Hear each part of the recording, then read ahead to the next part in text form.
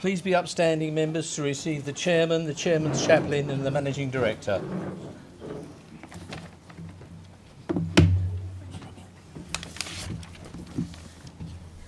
Please remain standing for prayers. Evening, everybody. Look forward to welcoming you to Holy Trinity tomorrow night for our carol service and in this Advent season of watching and waiting. Let us pray. Loving and generous God, we are mindful in this season where we watch and we wait. Help us to watch our communities, to see the greatest needs and give us wisdom in how to respond. Help us to look out for one another as we do that work of our community.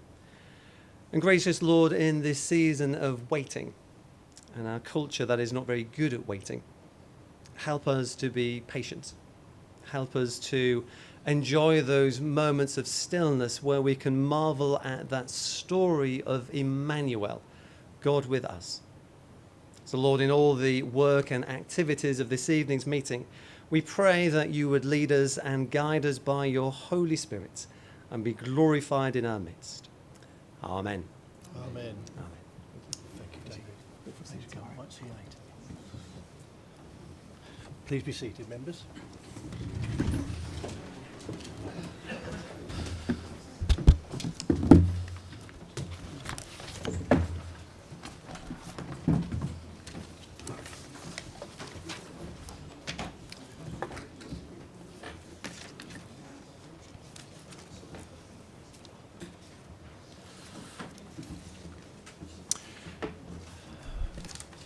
A warm welcome to you all members, officers and members of the public on this, the full council meeting of the 17th of December 2019.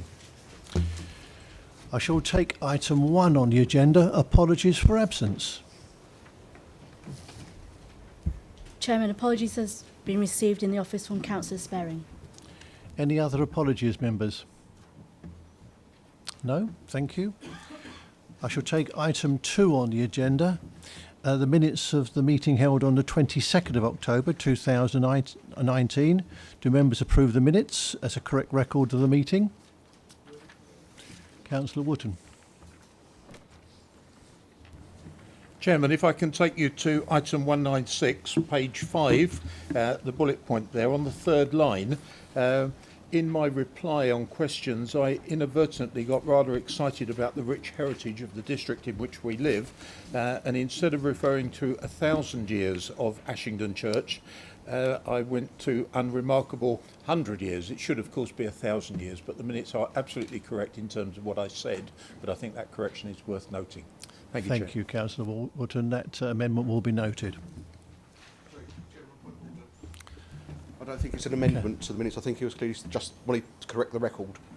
I think the record's corrected through the minutes to this meeting. Okay, thank you for that correction. Right, I shall take item 3 on the agenda, declarations of interest. Any declarations of interest, members? There are none.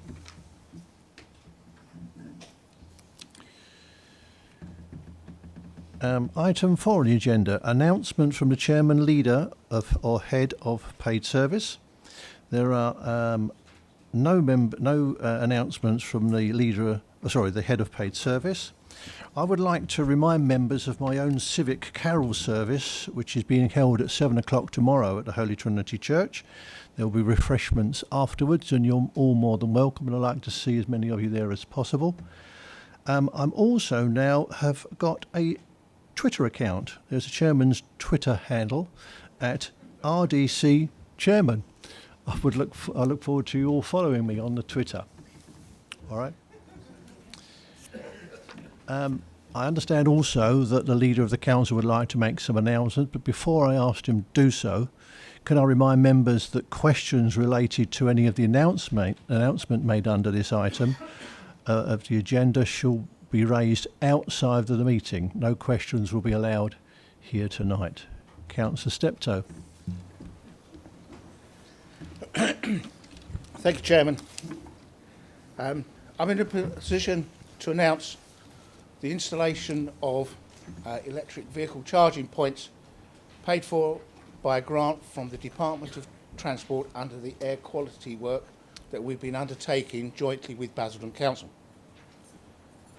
The project is progressing well, and the next phase is due to be carried out this week, and will include 8 chargers being installed in the following locations: Backlane Car Park, Rochford, 1 rapid and 1 fast charger; the Approach Car Park, Rayleigh, with 2 fast chargers; Market Car Park, Rayleigh, 1 rapid and 1 fast charger, which you can actually see just as you go out of the door there; Webster's Way Car Park in Rayleigh, 2 fast chargers.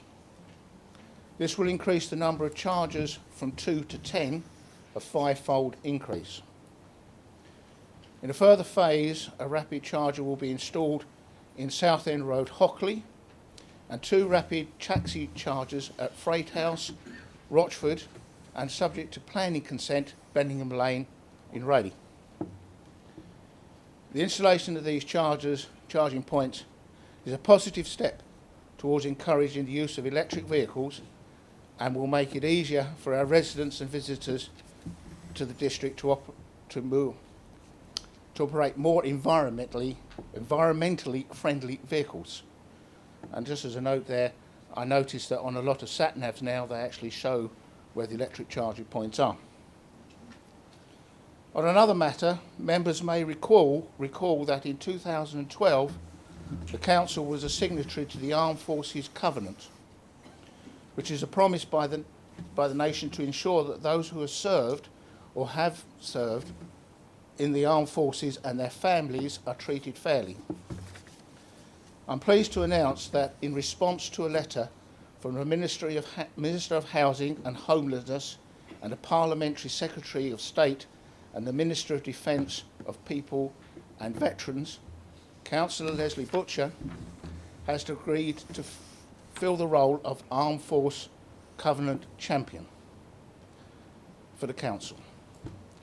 And I will be arranging for this to be a formal appointment at the annual council in May.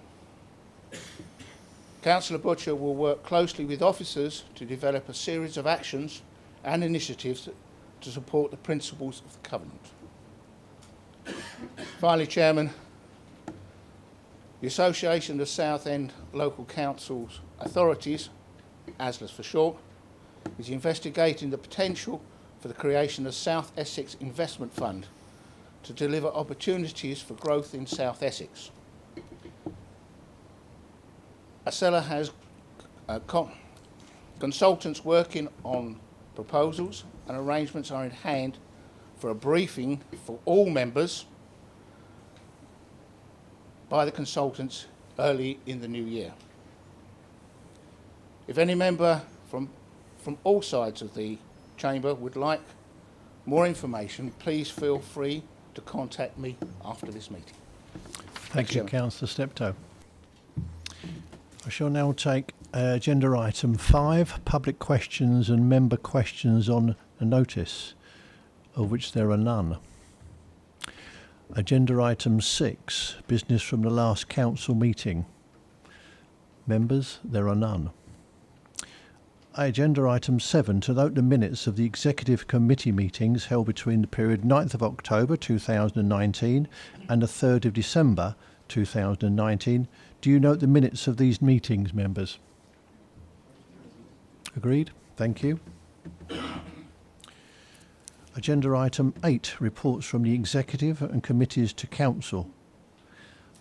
This will be item 8 is in report of the review committee 2019-2020 Treasury Management mid-year review, and Councillor Burton, chairman of the review committee, will introduce this report. Thank you, Councillor Burton. Thank you, Chairman. During the municipal year, the review committee receives 3 reports on the council's treasury management function. This report is the mid-year review and is fairly self-explanatory. If any members have any questions, I'm sure that Naomi Lucas will endeavour to answer them. If not, then I move that the contents of the report be noted by full council. Thank you. Thank you, Councillor Burton. Councillor Newport. Councillor Mrs Mason. Thank you, Mr Chairman.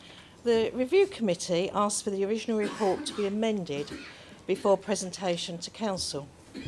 But we appear to have the original report as an appendix with a summary, including the required amendments, being presented to Council as a report of the Review Committee, without it being seen or approved by the Review Committee.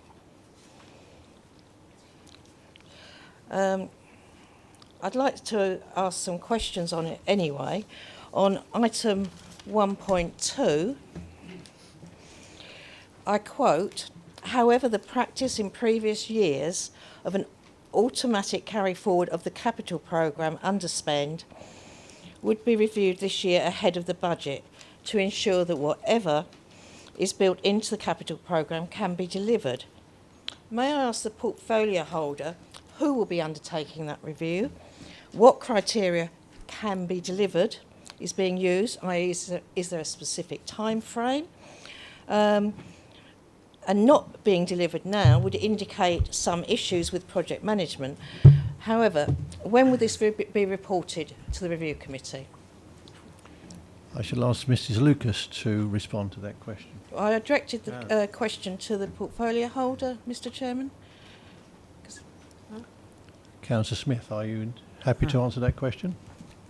Chairman, there's quite a number of facets to that question. It would have been ideal if we'd had advance notice, so we'll undertake to provide a written answer to that. Thank you. Thank you, Councillor Smith. Councillor Mrs Mason. Yes, thank you for letting me come back on that point. I would have thought having a report that hasn't been through a review committee, it's quite hard to actually preempt what's going to be in it. However, I have got another question, if I may, Mr Chairman, which I will direct to the Section 151 officer. Could she confirm that the 95-day accounts are notice accounts and not a fixed period? And can she explain why the higher 95-day notice account is placed with Santander at a lower rate than the Lloyds 95-day notice account? I'm assuming they are notice accounts. Supplementary to that, in respect of the 365-day account, again, it's not clear from either report whether it's fixed notice, fixed term or notice, and what penalties are incurred should the council need to withdraw before the end of the 365-day period. So could you confirm that, because we should be looking at reducing risk. Thank you, Mr Chairman. Mrs Lucas. Chairman, point of order, if you don't mind, please. The questions that have been asked are really quite complex, and I think it's unfair to expect answers to come on the evening. I think it would be much easier if Councillor Mason could provide those questions in written format so that we can ensure that she gets a proper and full answer. Okay. I'm sorry, Mr Chairman, a point of order. Firstly, it's Councillor Mrs Mason. As you probably remember, it's something that I'm quite touchy about, as I happen to be married for a very long time and very proud of the fact. These are not difficult questions. And had we had the report at the review committee, then we could have looked at that then. This report, it says at the top, report of the review committee. This report has not been seen by the review committee, and that is why these questions are being asked now. But to know whether we've got a notice account, a fixed notice account or a fixed term account, I would have thought was a fundamentally basic financial question. If it's not, I'll accept a written reply, but I don't intend giving these questions in writing, because that would be a motion, which I have not done. Thank you. Mrs Lucas, are you happy to come back on that point? Yeah, I'm more than happy to. Sorry, apologies for not standing up. I would prefer, as Councillor Smith indicated, due to the sort of complexity of the questions, and in order to give a full and correct answer, that I would come back after the meeting. But I would just point to the fact that the table, which was updated at the request of the review committee, does show the investment terms and the notice periods of the various accounts. So, as Councillor Mrs Mason alluded to, the 95-day and 365-day accounts, as their name sort of implies, require that amount of notice in order to withdraw the monies. But obviously that's done in full view of our cash requirements. So we ensure we have adequate liquidity, that we won't need the funds for the period in which they're invested. Okay. Councillor Mrs Mason, you'll get a written response. Thank you. Councillor Newport. Thank you, Mr. Chairman. Could I ask the portfolio holder which bank is behind the money market Deutsche Fund, and do they keep the assets in cash? And also, what are the ratings?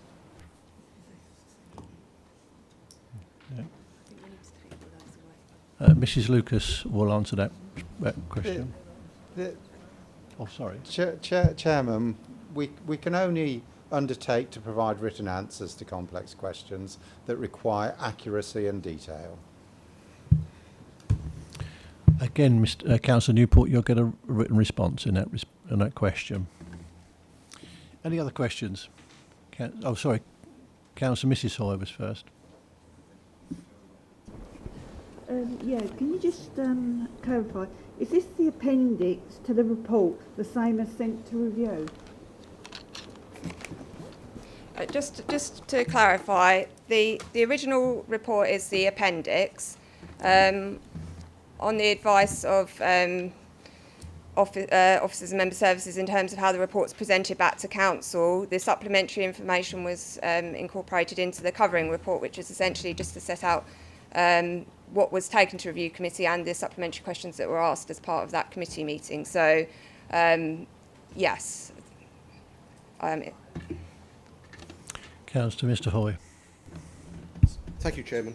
Just coming back to the report again from the review committee, it was requested that the actual ratings of the banks were included in the report, and our criteria for lending were also included in the report, i.e. AAA, AA+, and so on. However, it's not in the report, which is the original report, and it's not in the officer's report for tonight, and that was a specific request of the review committee. Thank you. Can that be provided? I don't believe that was minuted, but if it was, I apologise, and we can certainly provide that information.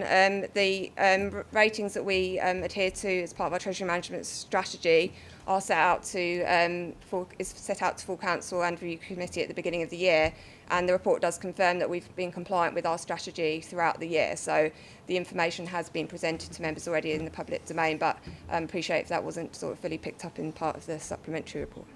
Councillor Stanley. Please forgive me for not getting up. Got a bad foot. Is it not? Is it? Yeah. Okay. My question is, which bank is behind this to the portfolio holder? Which bank is behind the money market prime, and what are their ratings? Can you respond to that one? I think it's probably slightly complex to explain at this meeting, so I think it is better if I incorporate that information into the written reply that's given as part of the other. Okay. Councillor Burton. Thank you, Chairman.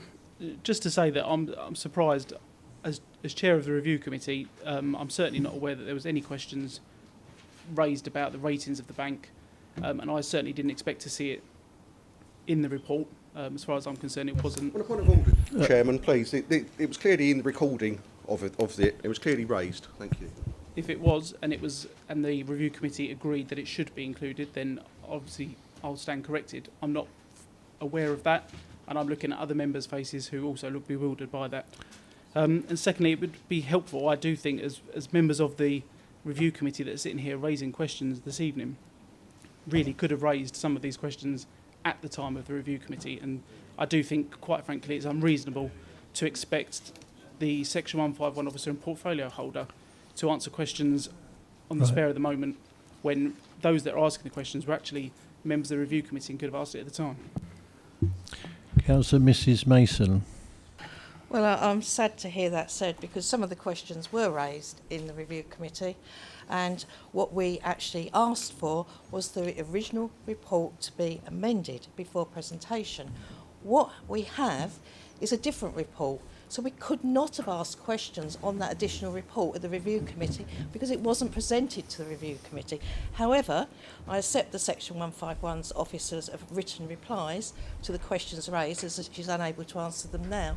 But what I would ask is that those responses are given to all members of the council, as is customary with reports. Thank you. Thank you, members. I think this has been discussed far enough. There are a number of points been raised, and a written response to all members will come forth from the 151 officer. There is one recommendation, members, on page 8.2 of the report, that the Treasury Management 2019-20 mid-year report, including additional information requested by the committee within this report, be noted. Is that agreed, members? Thank you. Right, we go on to agenda item 9, report on urgent decisions. Members, there are none. Agenda item 10, report of the leader of the work of the executive. Councillor Steptoe will now report to the council on the work of the executive since the last council meeting. Thank you, Chairman. This is the third ordinary council meeting of the 2019-20 municipal year, and I would like to welcome all members. Since the meeting on 22nd of October, the executive has met once, during which considerations included noting the Q2 2019-20 financial management and performance report, along with the latest position on the council's key performance indicators. Appointing a cross-member working group to provide stakeholder input and feedback to support the development of a car parking strategy and action for the district, together with the approval of the car park review, member working group items of reference, and agreeing the work of the working group will not commence until after the general election held on the 12th of December, which is now passed. Noting the context of the Programme Management Office dashboard and agreeing the removal of the homeless project from the scope of the Programme Management Office, the updated items of reference, new workflow and new project indication document were also agreed. Other matters that the Executive and I have dealt with include adoption of the Tenancy Strategy 2019-24, and delegating authority to the Assistant Director, People and Communities, in consultation with the portfolio holder for community, to make amendments to the strategy in response to future legislation changes at local, regional level and or government guidance. Adoption of an enforcement policy for People and Community Directorate and matrix for determining levels of civil penalties to be issued for specific housing-related offences. Agreeing that the formal response to Essex County Council consultation on the changes of the Developer's Guide to infrastructure contributions be submitted within the prescribed time period. Noting the Authority Monitoring Report 2018-19, which will be published as part of the Council's evidence and base for planning. Chairman, as always, I'm happy to take any questions from members in respect to the work of the Executive, and I'm sure my Executive colleagues will only be too happy to contribute where appropriate. And may I just take this opportunity to wish everybody a happy Christmas and a good New Year. Thank you, Councillor Steptoe.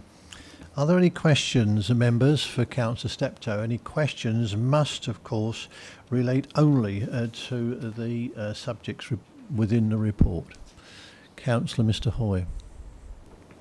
Thank you, Chairman. Thank you for the report, Councillor Steptoe. Just a couple of questions. One is on the first bullet point about the working group in relation to the car parking strategy.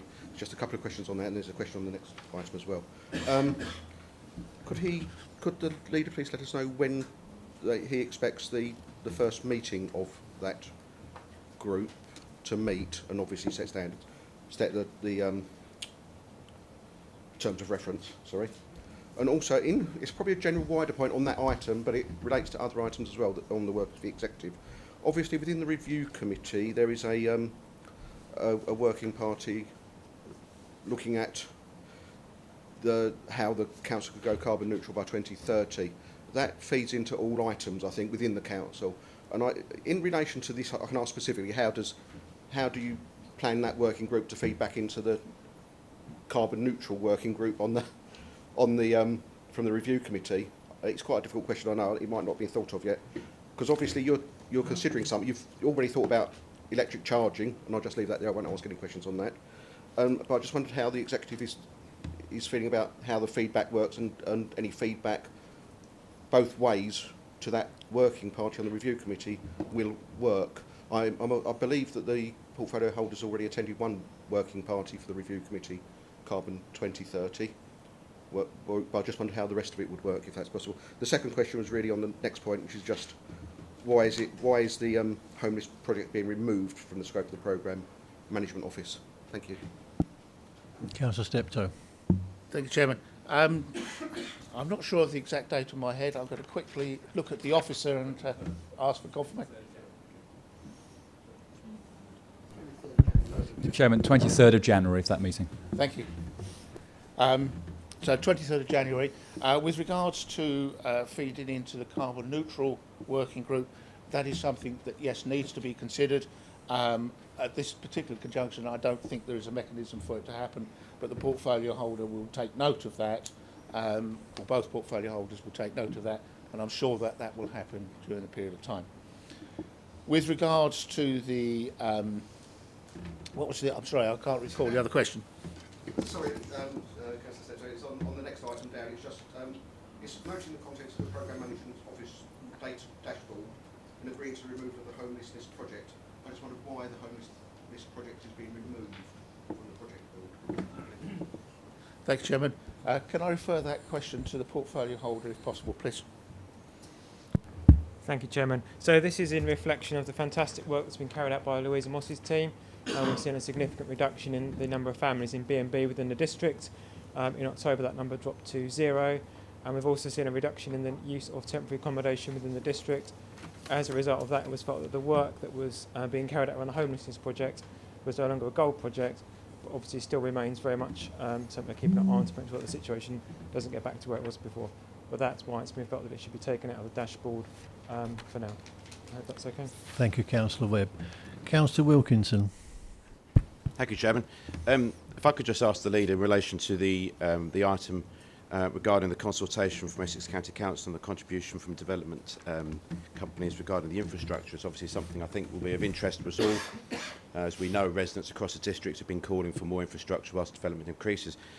I'm sure there's going to be more specifics to this. I'm not asking you to tell me them all, but I wonder if you could just summarise what that looks like and what our response is in relation to that. Thank you. Councillor Steptoe. Chairman, can I refer that to the portfolio holder for planning and infrastructure, please? Councillor Ward. Would you repeat that question, please? Right. Councillor Wilkinson. In relation to the bullet points talking about the official response from Essex County Council, so it reads that Essex County Council has sent us a consultation regarding the changes that development companies will have to provide towards infrastructure. But my question is, obviously, as we're all aware, there's a huge amount of emotion across the districts, and whilst the infrastructure increases, whilst developments increase, we need to see the infrastructure increase with it. So this seems like a really good idea. I just wonder if you could summarise for me what the consultation looks like, what the suggestions have been, and what our response is to that. Councillor Ward. Again, this sounds like a very complicated answer that I'd have to give you on that one. I'll have to come back to you on that one, and I'll come back to the council as a whole in regards to how we're going to view this current consultation. Obviously, we all recognise we need to have infrastructure, and we need the developers to be able to deliver some of that infrastructure. But also, there are lots of issues with regard to viability, and that is something that we do have to really examine. We know the government is looking at various ways in which it wishes to how can I put it, extract value from the land. And that is something that is also going into the various consultations that are going on. But we need to get a good idea of what is coming back, not only from Essex, but from the government itself, in how they want to view. We've got a new government that's coming in, and it's going to take a new view, I would guess, on how we're going to go about providing infrastructure. But it is quite a complicated system all the way around, and we need to understand it ourselves. But our pressure is to get as much infrastructure as we possibly can and extract as much as we can from developments. Thank you, Councillor Ward. Councillor Steptoe. Chairman, if I could just add a little to that. I met today with the portfolio holder at Essex for infrastructure, and he is looking at a number of things that are likely to be coming forward from central government. They haven't come through yet, early days yet. I think it's only, 4 days so far. So there is bound to be a number of things coming through along on those initiatives over a period of time. Thank you, Councillor Steptoe. Councillor Hookway. Thank you, Chairman. My question relates to, there seems to be another report that is going towards the evidence base, going into the process of the renewal of the local plan. From memory, we are close to a point where another major report is due to come out, and public consultation period is. Is there any possibility of an update as to when the public consultation is going to start for that next period? Thank you. Councillor Steptoe. Chairman, I think I'm looking at the Managing Director here, but I believe the consultation is quite some way off of yet. There's an awful lot more work to do before it gets to that point. If I'm incorrect on that, I'm sure the Managing Director will correct me. Thank you, Councillor Steptoe. Councillor Hookway, I'll allow you to come back.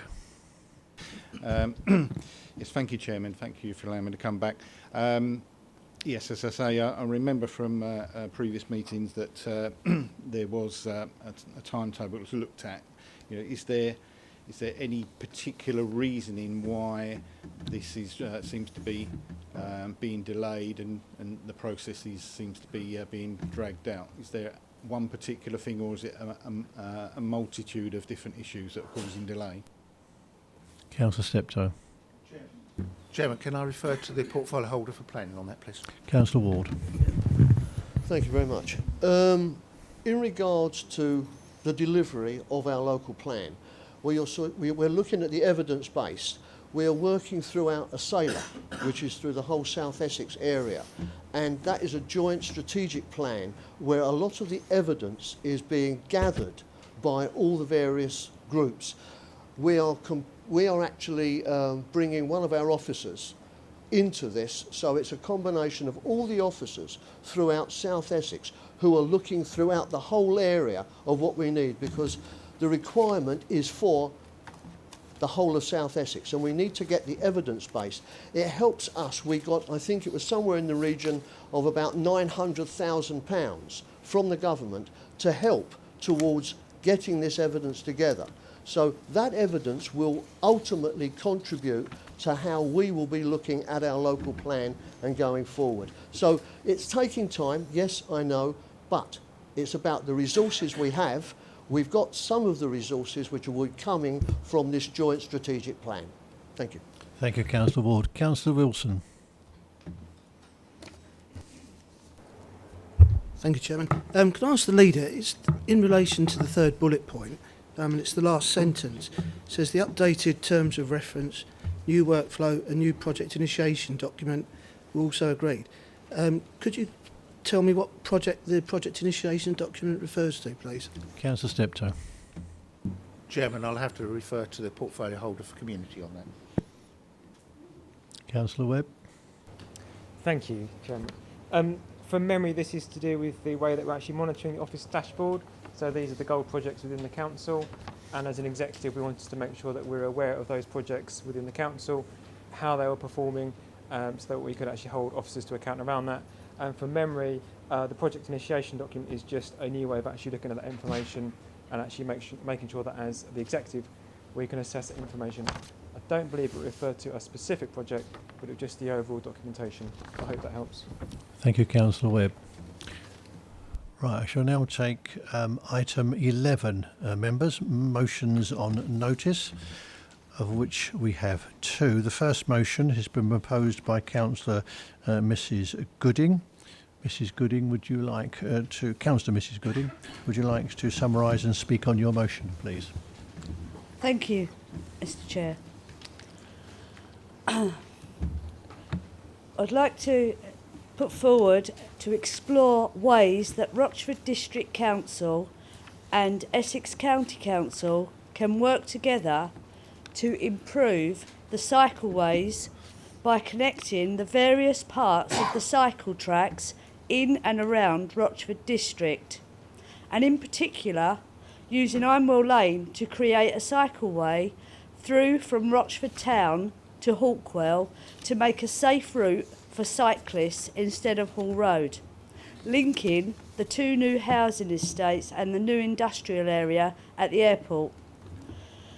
The benefits of improving cycle routes will include safer journeys, avoiding busy roads, reducing carbon emissions by not driving, fitness benefits including health improvements, a reduction in use of the NHS by engaging in an active lifestyle while enjoying the outdoor environment, and improving well-being. In addition, utilising Imewell Lane will also bring this ancient highway up to a suitable standard to encourage leisure use. Thank you, Councillor Gooding. Councillor Steptoe. Thank you, Chairman. I was very pleased when Councillor Gooding approached me on this particular point. It is something that we really need to be looking at, and in particular Hall Road. Councillor Gooding originally approached me and said, what can we do about putting a cycle track along Hall Road? Because it is quite a dangerous road, particularly at night and what have you. So we sat and thought about it, and we thought, well, okay, what about Imewell Lane? Imewell Lane, as Councillor Gooding has already said, is an ancient byway. It is the original coaching road, goes way back. Hall Road was actually developed as the toll road and put in Imewell Lane out of action. Now, it starts to make a bit of sense when you look at it and you think, well, that would connect Rochford and the Hall Road, New Hall Road estate through to Hawkwell and the Christmas Tree estate. There is a little spur that comes off of Imewell Lane and comes down to Hall Road, which then just a hop, skip and a jump to actually take it into and connect into the new industrial area. And of course, Cherry Orchard Park, there is the possibility that may be coming forward with some cycle ways within the park, which would then link it right the way through to Rayleigh. So it does actually start to make a little bit of sense and makes it a very safe environment for those using the cycle and particularly younger people. So I'm only too willing to support this motion. Just as a footnote, I had a conversation today with the portfolio holder for infrastructure at Essex County Council, Councillor Bentley, who is very, very keen on cycleways and was only too willing to support this. So it will need a little bit of work behind the scenes to identify what we actually need to do, how we need to take it forward, particularly with Imewell Lane. Maybe there's a possibility that we need to look at its status, because currently it is actually technically a roadway. The vehicles could use, but of course if you're going to turn it to cycle track, it would make more sense if that is slightly downgraded to be able to achieve that. There's a number of little bits of cycle track in and around the Rochford area, along the Ashenden Road. Again, that would all start to link in. So it makes it feasibly possible for somebody to actually cycle from Rochford through to Rayleigh without having to use the road network. And I would suggest that's a far safer option than some of the roads, the narrowness of some of the roads that we have. So I'm in full support of this motion, Chairman. Thank you, Councillor Steptoe. Councillor Eaves, did you wish to speak? Thank you, Chair. It's a very laudable project. Thank you very much, and good thing to bring forward. I'm actually very familiar with this particular route because when I was doing my apprenticeship, I used to use that all the time to go from Hawkwell to Rochford. I was, however, not aware that there was a spur that goes through to Hall Road. So it's not very clear in here because obviously Ironwall Lane is one lane, and it doesn't give us an indication here of a spur. It was just a technical point really to actually underline that there is actually a spur that we could develop within this project. I thank you for your comments, Councillor Eaves. Councillor Mr Hoy. Thank you, Chairman. As you might expect, I'm sort of in favour of motions like this, and I generally wouldn't have a problem with it. I'm just a little bit confused why it's felt it's needed. I mean, it's the administration basically putting forward a motion to themselves to act on. I've just got a few concerns, one of which Councillor Steptoe's mentioned about Ironwell Lane. It is an ancient byway, and I'm concerned about what you mean by develop or improve. I think words was improve, wasn't it?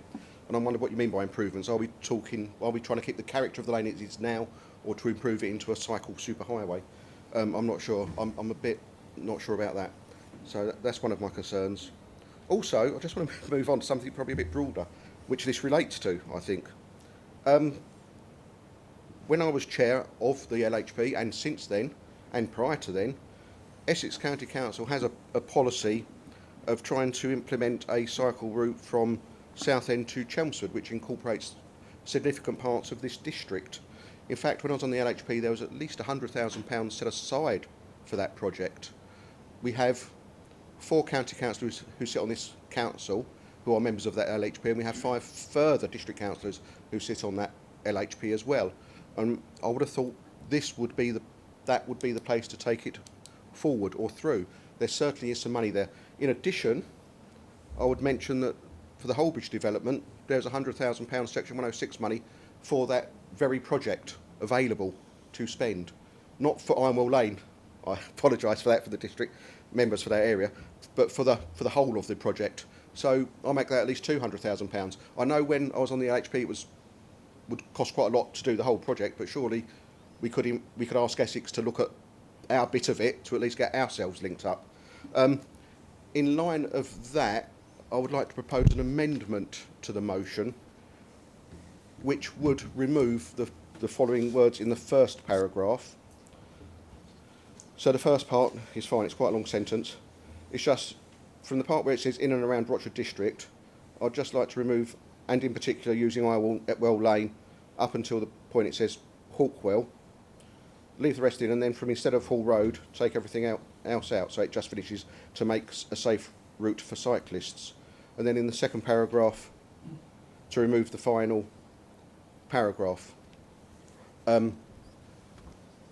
which then does everything that should be being done through the LHP. There is money available, I know, and I think we could all support that wholeheartedly. I don't know if I have a seconder, but I propose the motion. Thank you. Okay. Sorry, amendment to the motion. Councillor Mr Hoy, just to be clear then of your amendment, if I can read it back to you. To explore ways that Rochford District Council and Essex County Council can work together to improve cycleways by connecting the various parts of the cycle tracks in and around Rochford District to make a safe route for cyclists instead of Hall Lane. Linking the... Sorry, to take, and then it stops, full stop. Okay. Chairman, may I ask, is your microphone? Yes, it is. Wish someone would turn the volume up. Are you aware of what I'm talking about? Okay. I shall try and get nearer. Is that better? Sorry, Councillor Mr Hoy, where were you? Sorry, Chairman. You got it right, and it just finishes at the full stop at after cyclists. Then the rest of that paragraph. Otherwise, it doesn't make sense. The last line comes off as well, yes? Yeah, and then the second paragraph is just the final sentence from in addition, because it mentions Ironwell Lane. Do you have a seconder for that amendment? Councillor Wilkinson? Chairman, thank you. I do wish to second this, but I'd just like to ask a question, if I may. When I first read this, I was really, really pleased because I'm a really keen cyclist and it fits in with everything that I stand for and everything which we've been trying to do. And I praised Councillor Mrs Gooding for bringing this to the council. and I'm totally in favour of it. I just wanted to clarify something, which is why I do want to second what Councillor Mr Hoy is saying, is because my second reaction to reading this was it seemed to me, and this may just be my ignorance of the geography of the area, that it was particularly around the Rochford area, and being a Rayleigh councillor, resident, etc. Obviously, I'm thinking about the Rayleigh side. So really, the way that Councillor Mr Hoy has amended it, in my view, just takes that ambiguity out and it makes it a district-wide project, which I think is probably better. Okay. Councillor Cannell, did you wish to speak? Chair. On the amendment, of course. Yes, on the amendment, indeed. First thing I'd like to say is, again, I was also pleased to see this on the paper, so I would like to thank Councillors Mrs Gooding and Councillor Steptoe for bringing this forward to Council. I was also a little bit concerned around the wording specific to Ironwell Lane, and I was also a little bit confused as to the word explore. My understanding is that there has been exploration in this area before. For example, Essex County Council in 2016 put forward their strategy, their cycling strategy, in which they proposed that districts have 5-year plans. From the back of that, I've therefore read a draft from Essex Highways for a Rochford Cycle Action Plan last year, which suggested potentially 30 routes for the district. It also noted that 3 had high potential for cycling mode switch, i.e. there are routes that are already used that we may be able to take cars off the road. None of those 3 were actually in Ironwell Lane. So my question before the amendment was put was why specifically Ironwell Lane? And the reason I wished to speak, even though that has been removed, is just to see if we can explore, remove the word explore and start actually actioning some of the exploration work that's already been put forward rather than starting again from scratch. My concern is there's been lots of work done in this area already, and I would prefer us, if possible, to move some of that forward rather than explore new ways to do this. Thank you, Councillor Cannell. Members, I shall take a vote on the amendment. It's been proposed and seconded. Councillor Steptoe. If I can just come back with your permission on one or two of the questions that have been asked there. The status of Ironwell Lane, it is actually a byway.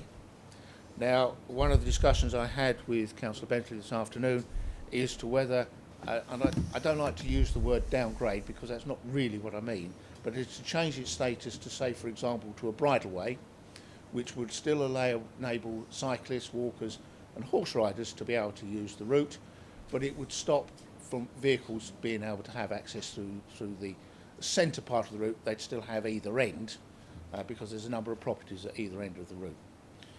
The reason that we brought forward Ironwell Lane in particular was because we've got a particular problem around the Hall Road, section of Hall Road, from where it comes from Cherry Orchard up to the roundabout with Rectory Road. It is unlit and it's quite a narrow road. It's a 40-mile-an-hour speed limit, and there's no footpath really to speak of in sections of it, so it was there to make a safe route. The reason that we put in the word explore is that we need to collate all of the evidence that has been done. Councillor Cannell mentioned that there's one or two bits and pieces, so we need to explore all of those things and collate them all together to find out exactly what we need to do. And it is a first step. I think it was Councillor Hoy mentioned that there was some money over at Holbridge from 106 agreement. I don't believe that that can be used other than within that particular area. It's quite limited with 106 agreements as to where that money can go. So in this particular case, I don't think it could actually be used for something like Ironwell Lane. So it was a first step within the process. It wouldn't be the end of it, but we've got to start somewhere, and it was made a sensible suggestion that we started there and then look at all the other possibilities as time goes by. There may be other suggestions that other members will have as we start to develop perhaps a strategy, perhaps not the right word, but a way forward with actually doing it. And Ironwell Lane is a route that is very little used. It's just about accessible for foot people. The surface is not particularly good, and in my discussions I've had today that there would be some assistance in actually bringing it up to a little bit more of a usable standard. But of course what we don't want to do is to encourage vehicles to actually start to use it. It'll be counter to what we're doing. So at this stage I'm afraid I can't support the amendment to the motion, and I would still be happy with the original motion. Thank you, Okay, Chair. thank you, Councillor Steptoe. Any other members wish to comment on the amendment? Councillor Cannell. If I may, and obviously it's Councillor Hoy's amendment, I would suggest we amend the amendment so that the first line reads to summarise the exploratory work already done to find ways that Rochford District Council, etc., etc., etc. I'm not sure if I have a seconder, however. That's not possible, Councillor Cannell. If there's no other comments or questions on the amendment, I'll take a vote on the amendment. Are members clear as to what the amended motion is? Yeah? Those in favour of the amended motion, please, as put forward by Councillor Mr Hoy. Those against? Any abstentions? That unfortunately has been lost. Right, we'll now take a vote then on the substantive motion, which is the original motion. Sorry, my apologies. We shall now debate the original motion. Anybody need questions in respect of the original motion as put forward by Councillor Gooding? Councillor Mr Hoy. Thank you, Chairman. I just referred. I'm not going to say it again. Can either Councillor Steptoe or Councillor Gooding say whether or not they've already spoken with the LHP regarding this? This was in the LHP, and I assume it still is. If it isn't, can you please advise us as a council that's not the case? And with regard to Councillor Bentley, was he aware whether or not it was in the LHP still or not? I understand that at the moment there's a zero budget for cycle routes within the council budget, so I'm not sure how that would be funding from that end. Thank Councillor you. Steptoe. Chairman, first of all, when Councillor Hoy says LHB, I assume you mean in the LHP.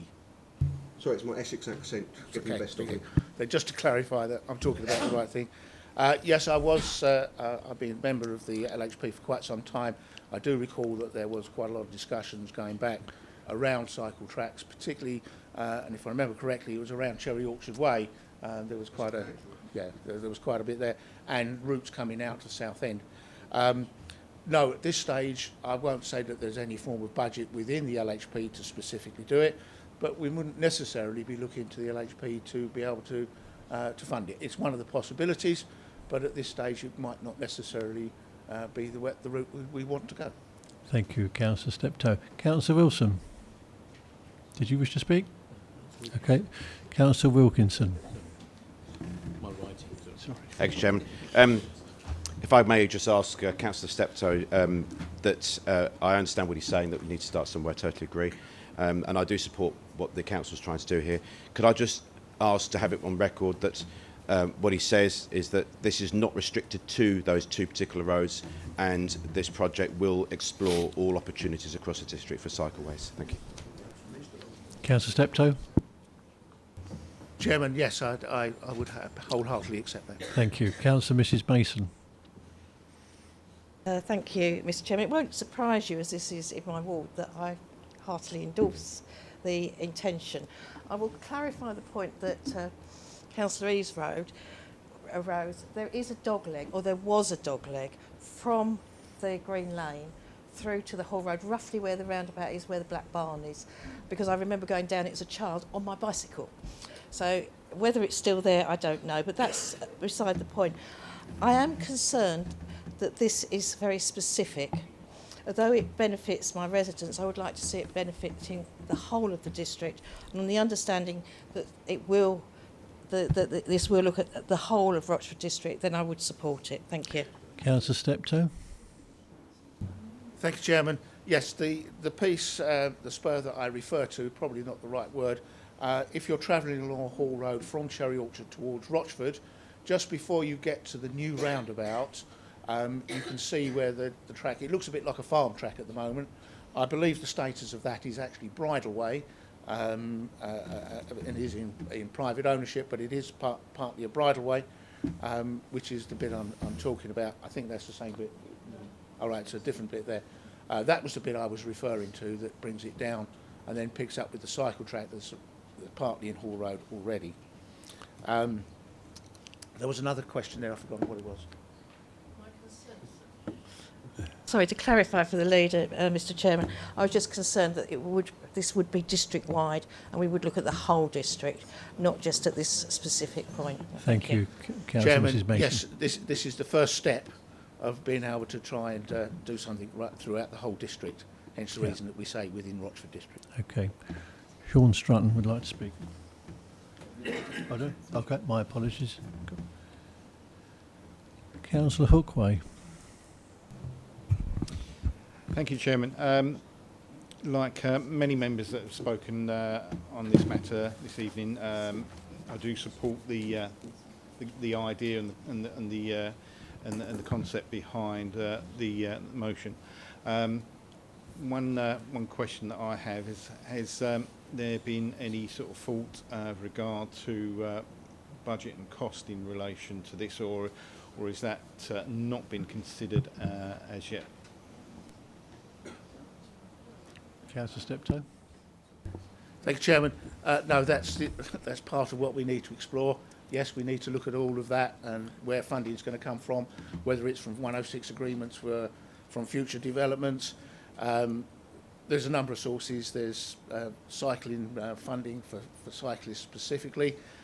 There's all sorts of particular sources. But yes, we need to be able to understand what it's going to cost. This is the first step. Yep. Thank you, Councillor Steptoe. No other questions, members. I shall take a vote. Oh, sorry, Councillor Mr. Hoy. Thank you very much, Chair, for letting me come back. It's just one very small point. It was on the section 106 for Holbridge. Maybe Mr. Scrutton or Mr. Houghton could confirm this now or happily later. But the section 106 money for Holbridge was not for specific projects. It was for the concept of a cycle route linking of Chelmsford and Southend. Perhaps within the Holbridge area, it'll be that section of it, but it was certainly for the concept, not. Perhaps I'm very happy to meet with the leader outside of this meeting, maybe to discuss how options within Holbridge could contribute to these cycleways as well, and perhaps the use of that money. Thank you. Thank you, Councillor Mr. Hoy. Right, there's no other members indicating. I shall now take a vote on the notice on motion as detailed in item 11, proposed by Councillor Gooding and seconded by Councillor Steptoe. Those in favour?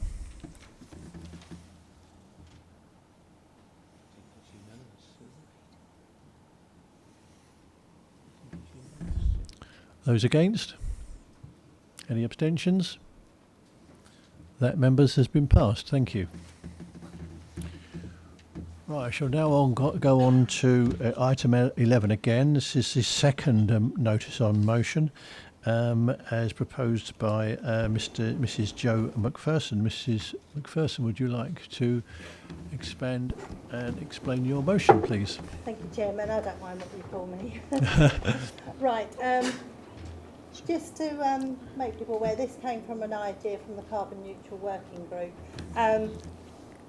Councillor Mrs. Gooding will insist on sending me messages, text messages, Facebook messages and emails with loads of ideas of, have you seen this, have you seen this? Which I then research, and one of these happened to come through very late at night, but this isn't a new idea. A lot of councils have adopted it, so I shall now read the motion. Rochford District Council to work with Essex County Council to identify verges that are suitable for eco-friendly native wildflower areas, and also to identify suitable areas for tree planting. Thank you, Chairman. Thank you, Councillor McPherson. Do you have a seconder? Councillor Mrs. Gooding. Yes, I'd like to second that. Thank you, Chairman. Thank you, Councillor Gooding. Councillor Mr. Hoy. Thank you, Chairman. Again, another motion which is, on the face of it, a very good one. Just a few concern. One concern has already, I think, been put to rest by Councillor Mrs. McPherson, which is around the native. Are you referring to native Essex? I hope you are. I'm sure you are referring to native Essex species, because that is one of my concerns. But again, I just wonder, I mean, I've asked Mr Hotton before about grass verges, whether we can just leave them. Clearly, the best way to let wildlife flourish is to leave them, not to plant, to leave. And that was one of the concerns I've had, whether or not this motion is in relation to planting specifically, or just leaving the verges uncut. And I believe our team at Rochford has tried to do that as much as possible. Mr Hotton can correct me if they haven't, but I'm sure I've had conversations where they try and fit around our contract around what we can leave and what we need to cut and what we don't, which is the best possible thing to do. With regard to tree planting, obviously I'm in favour. I think most members are probably aware that we have 4% tree cover in this district. We have less tree cover than the City of London. So I think we do need to plant more trees. And again, we use the word plant, which I'm trying not to do, because again, the best way to encourage tree growth is not to cut, not to destroy in the first place, just to let them grow naturally, and you get the native Essex trees, or UK trees, rather than rogue ones getting in there from planting. So on the face of it, I don't really have a problem with the motion. It was just I wanted clarification around that, whether or not we're talking about planting or just leaving uncut, which I think could work well with the contract with Essex and maybe cost us less money, and also about the planting in verges.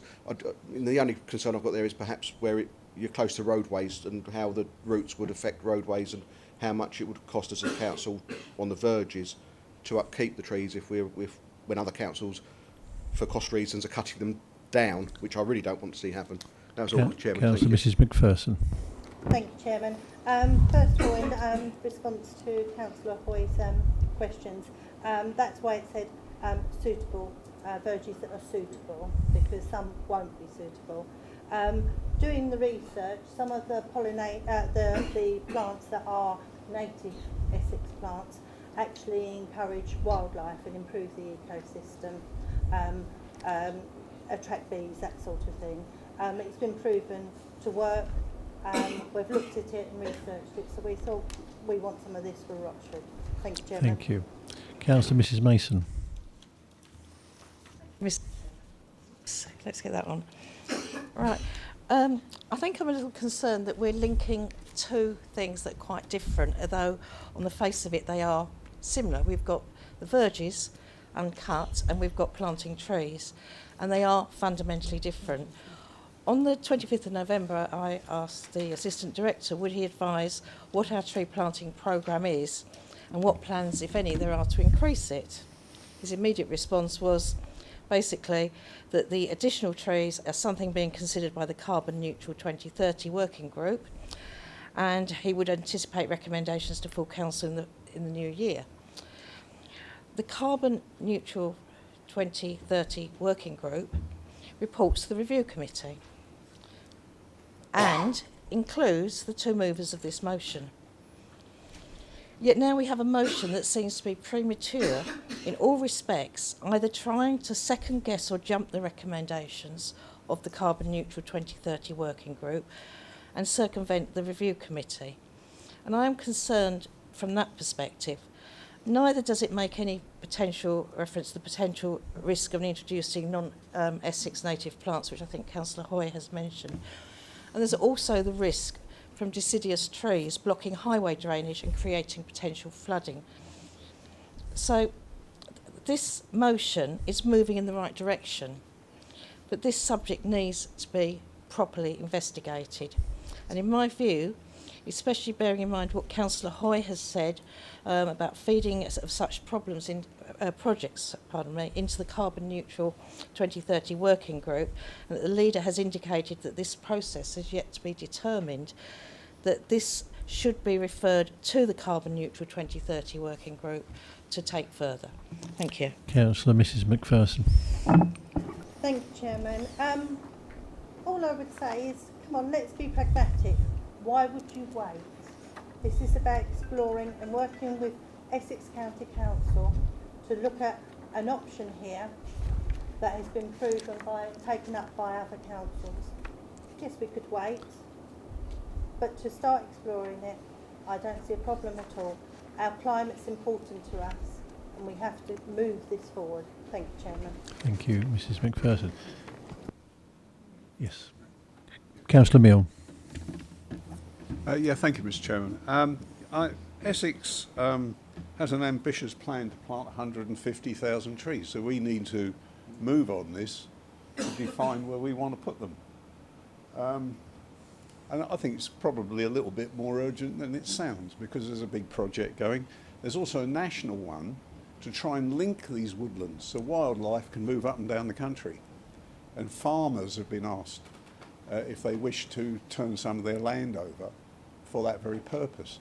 So this is actually quite a project, and if we start to look at this sensibly and get this underway, no matter who it has to report to, we need to seriously look at this and seriously look at what the funding is and what the sources are of the materials that we can put in, and there's certainly a national project for this. So that's my point. Thank you, Councillor. Councillor Steptoe. Thank you, Chairman. Just picking up on a couple of points. Yes, we will have to take into account where trees are planted, particularly where there are drains. But bear in mind, a lot of our rural roads don't have that sort of infrastructure within them. Certainly out where I am, they don't exist. The other thing, of course, is that we will need to take into account and monitor what is actually growing in the verges, if they're left wild, because there are certain plants, and I've often said that in my particular village or in my particular ward, I've actually got more horses than I've got voters. And of course there are certain plants like ragwort and those sorts of things which are dangerous to those sorts of animals. So that does need to be monitored, so you can't just leave it to do its own thing. You've got to have a certain amount of control or management, shall we say, to make sure that those sorts of things aren't popping up where you least need them. And I'll just refer to the portfolio order of environment to make sure I'm right. I think you said to me the other day that we've got something in the region of 4 million trees that we are responsible for as a council. Councillor Williams. Thank you. No, I don't think it was 4 million trees. It's 400 to 500,000. Oh, right. Okay. Thank you. Too many noughts. I do apologise. Thank you, Councillor Steptoe. Right, Councillor Mr. Hoy. Yeah, thank you, Chairman. Just want a clarification, if someone could provide that for me, please. So this apparently stemmed from discussions within the Working Party on the Review Committee. The Working Party hasn't yet reported to the Review Committee and is unlikely to before the end of the year, i.e. April. Can the Chairman of the Review Committee confirm whether or not this item is still being looked at in the Review Committee, or whether that's now outside the Review Committee? Who's exploring the opportunities? To me, it would seem best that the Working Party that was already looking at the issues should look at the issues. Otherwise, there's not going to be another Working Party, presumably, to work with Essex County Council. Or is it going to be the leader talking to Essex County Council, or the portfolio holder talking to the Essex County Council about it? It's not going to be all of us, is it, as Rochester District Council? I just wondered how that process is intended to work, because it doesn't say so in the motion. And if the Chairman of the Review Committee can comment whether or not that is still, the Review Committee is still looking at this item and will report back on it as well, or whether it's now been removed from their remit, I'd like to know. Thank you. Councillor Burton, would you like to comment on that? All I would say that is it certainly hasn't been removed, but I don't think it would have been, this particular motion wouldn't have been specific to that working group of the Review Committee. However, this and some other issues, I do think there needs to be some clarification how the working groups interact and feed back to one another. And I think that's something I will need to discuss with some of the members here this evening. But as far as I'm concerned, it hasn't been removed from the Review Committee, but it wasn't specific to the Review Committee. But I agree, I do think that it probably would have formed part of it. I think it seems a bit pointless to be discussing it specifically now if this motion is passed and it is assigned to another working group or somebody else. So I think it's clear from the discussions this evening that there needs to be some direction with regards to how these are taken forward. Thank you, Councillor Burton. Councillor Steptoe. Thank you, Chairman. This is also connected to a motion that came forward at Essex County Council because of the amount of tree planting that they're doing. And being honest, we want to get our fair share of any trees that they're going to be handing out, for want of a better phrase. And of course, yes, there's been a lot of discussions around the grass verges, and of course now is the time to do it, because come the spring you don't want to have it all cut and then expect it to grow. Now's the time to do it in terms of come the spring and the growth that would appear at the start of next year. Okay, thank you, Councillor Steptoe. Councillor Stanley. Thank you, Chairman. Again, forgive me for getting up. As all horticulturalists will know, that grass is the main evil to all plants, as it starves plants to grow. Its root system will grab everything it possibly can. So to put plants in a grassed area would be fatal to those plants. Just to let you know also that I have been in contact with Essex County Council on this very subject of trees, and whether certain trees can be planted. They would have to be the variety of dwarf trees and not major mature trees as they grow. So in that respect, they already understand that dwarf trees, and there are special plant growers, tree growers that will actually do this in respect of going into grass verges. They won't actually, what trees have done in the past is to take up the footpaths and block drains. So these trees that are being brought out, from what I understand, won't affect footpaths in the way of root disturbance to the footpaths and also to drains. So just to inform those other council members of what Essex County Council is a mind to, and obviously about grass, if you don't cut it, it will just be grass and it will seed itself again and again. So if you want to put plants in, you have to take the grass away and leave the ground rough and not fertilised. Thank you. Thank you, Councillor Stanley. Councillor Ward. Thank you, Chairman.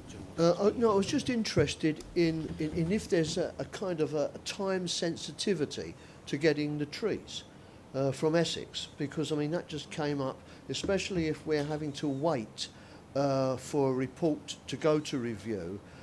Is there a case that we actually need to try and find out where we are so that we can actually get these trees from Essex? Or is there a case that if we wait too long, we won't get them? That's just a straight question. I'd just like to know that answer, please. Councillor Steptoe. Chairman, the time sensitivity was more around the grass verges because they're obviously dying back at this particular stage. Picking up on Councillor Stanley's point there about grass, certainly out where I live in Barling, what have you, where the grass verges aren't cut in a lot of places there, the wildflowers do quite well, what we used to call cowslips and various other bits and pieces. And there's one piece of road where the lupins are going loopy, for want of a better phrase. With regards to the trees, no, I'm not sure how time sensitive that is within Essex County Council, but that's something we would need to discuss with them, hence the reason it says to work with Essex County Council. Councillor Mrs McPherson. Thank you, Chairman. It's just going back on something that Councillor Stanley brought up about the trees and the verges.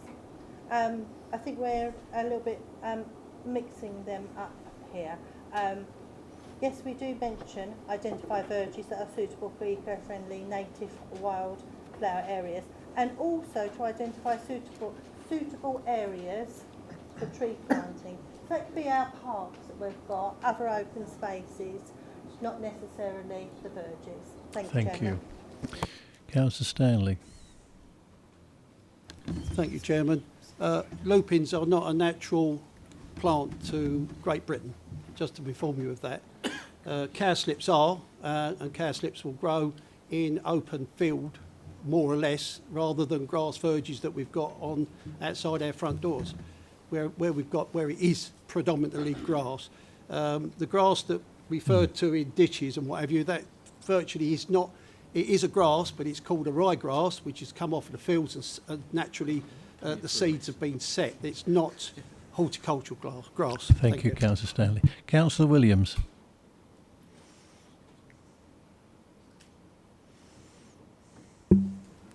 Yeah, thank you, Chairman. I think we're getting a bit ahead of ourselves here. The motion is to look at what and where we can plant these trees and wildflowers being allowed to grow. I fully support this being the portfolio holder for the environment, and I'd just like to thank Councillor McPherson for this, and I think it's something we should put forward. Thank you. Thank you, Councillor Williams. I shall have one more question. That's from Councillor Mr Hoy. Thank you very much, Chase. Hopefully Councillor Mrs McPherson and Councillor Mrs Gooding will appreciate this. I think myself and Councillor Mrs McPherson will be well aware of problems that can be caused by ambiguity of wording within motions. I don't want to necessarily put this myself, but I don't know if Councillor Mrs McPherson would like to, is just to, perhaps I now understand you're not talking about grass verges with trees, whereas before I think I interpreted it as just talking about grass verges. And given what happened in standards, I think I'll be happier if it was amended just to identify and other areas owned by the council, such as parkland, etc. I don't know if you're happy to do an amendment like that or not. Just so, after the problems with amendments or motions which can be interpreted in different ways, that's all. Thank you. Councillor Mrs McPherson. Chairman, I know exactly what Councillor Hoy is referring to, but then I wouldn't like to cobble ourselves just to have land owned by ourselves. You know, suitable areas need to be land owned by us, so I would like to keep it as it is. No, it refers to verges and suitable areas for tree planting. So if verges are not suitable, then that's already answered that. Yeah. Thank you, Chairman. Thank you, Councillor Mrs McPherson. I think we've had enough questions on this one. I think the actual motion is clear enough for what we need. I will now take a vote on the motion as outlined by Councillor Mrs McPherson and seconded by Councillor Mrs Gooding. Those in favour, please indicate.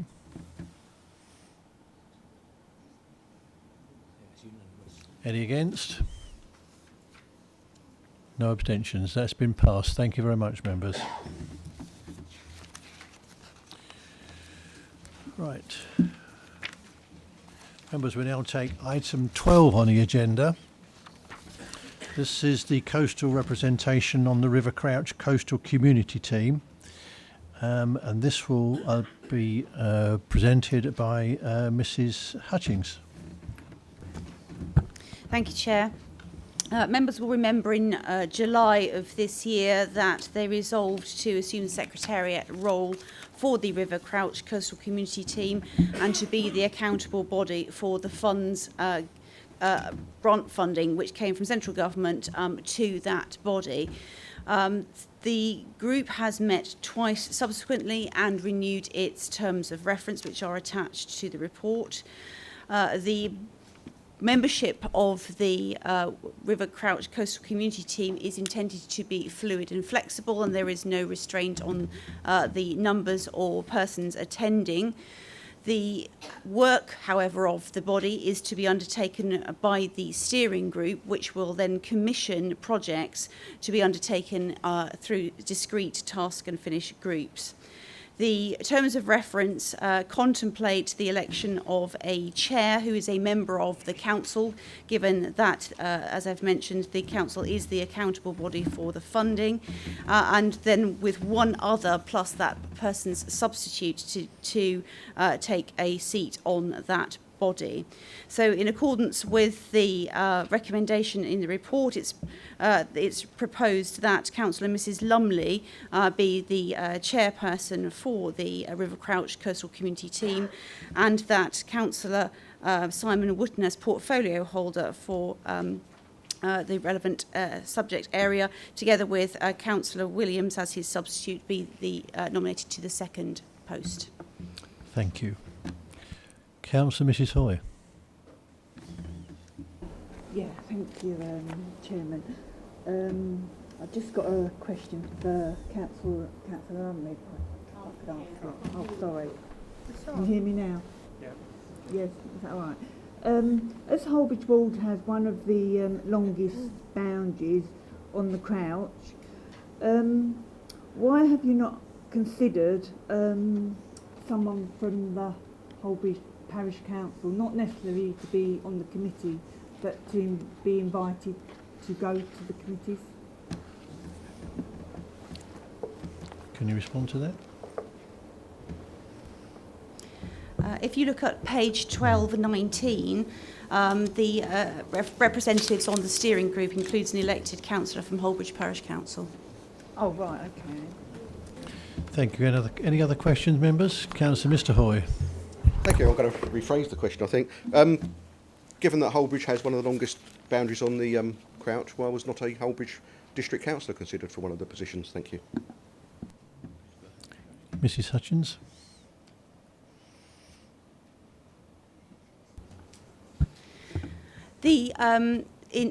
I take your point in relation to the length of the river and its adjacency to Holbridge.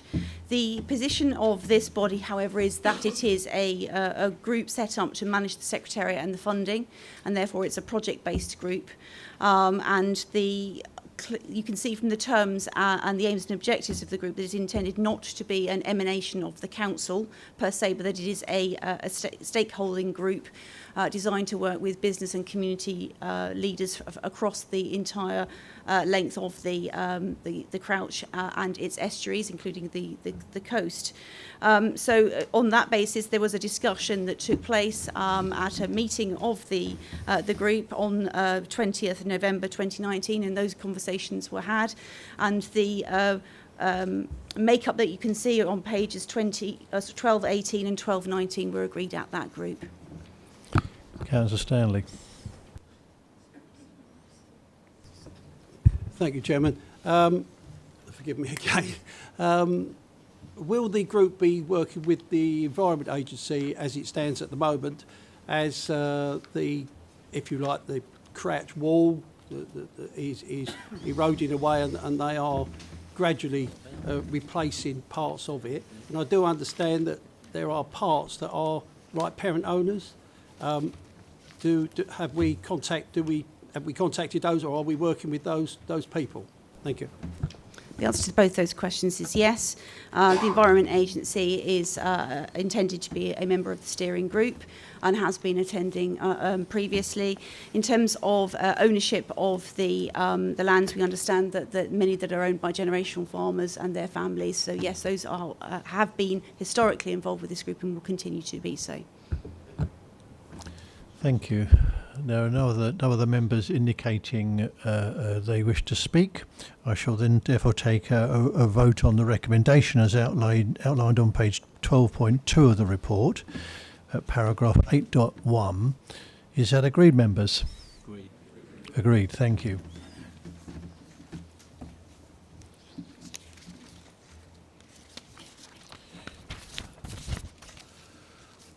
Agenda item 13. Members, attendance at the Royal Garden Party. This will be presented by Angela Law. Thank you, Chairman.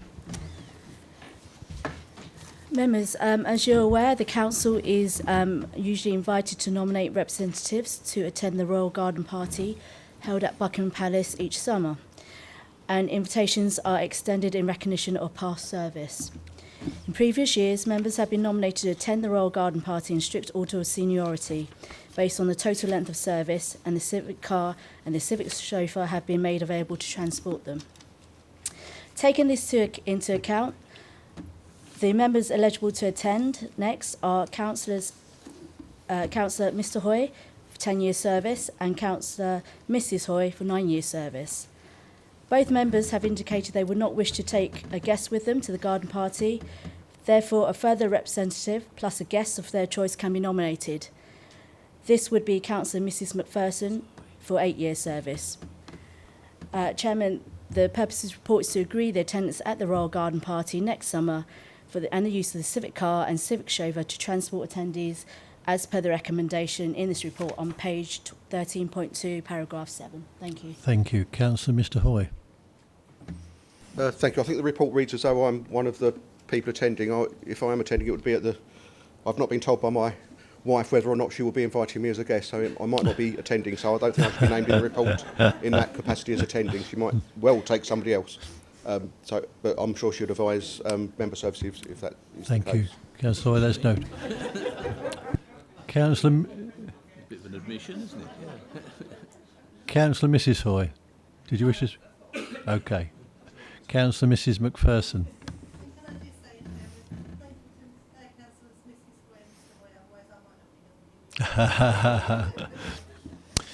Thank you, members. There is a recommendation on page 13.2 of the report at paragraph 7.1. Is that agreed? Thank you, members. Members, that is the last item on the agenda.